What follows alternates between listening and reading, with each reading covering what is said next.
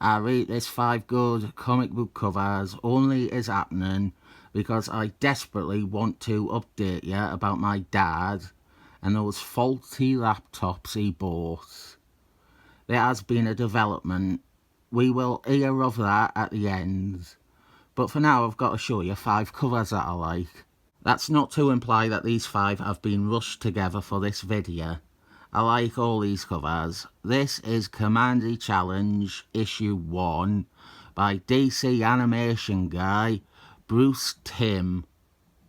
Not sure if he needs an incorrect name or not. He probably does. He has worked on comics. I tell you what, come up with an incorrect name that I can refer to Bruce Timm as, and I will use it. But honestly, I don't think he is going to come up in a video again. Nice static character shot of Commandy right here. Come up with an incorrect name for Commandy too.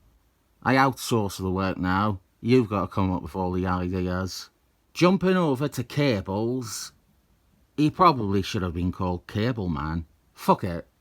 This is Cable Man, issue -1.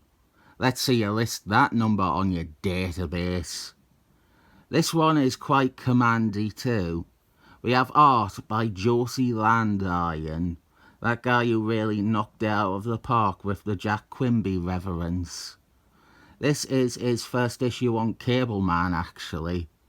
He did a couple of covers before this, but this was his first interior work on the series. Very good. Another cover from your boy Zeck. He is getting into a lot of these lately. You might need a time out. Issue 327 of Captain America. Captain America versus John Walters, back when he was Super-Patriot. This was his second appearance.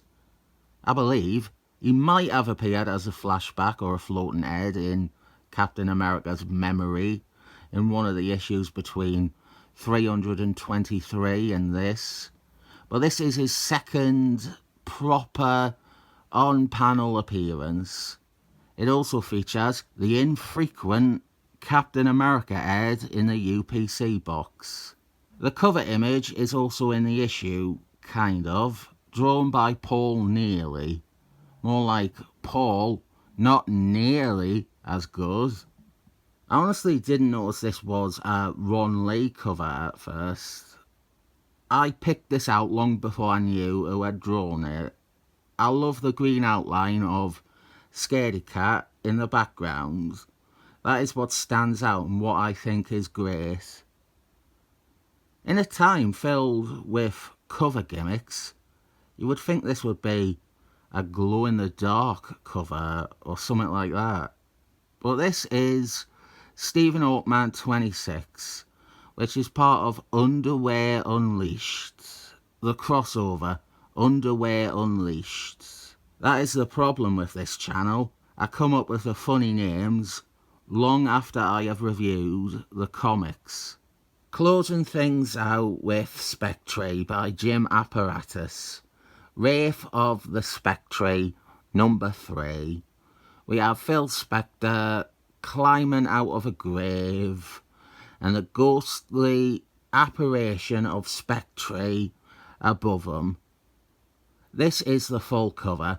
This is Spectre anthology stories on Baxter paper. What more do you want? Just focusing on the front-facing image. I like this cover, and this is my favourite version of Spectre.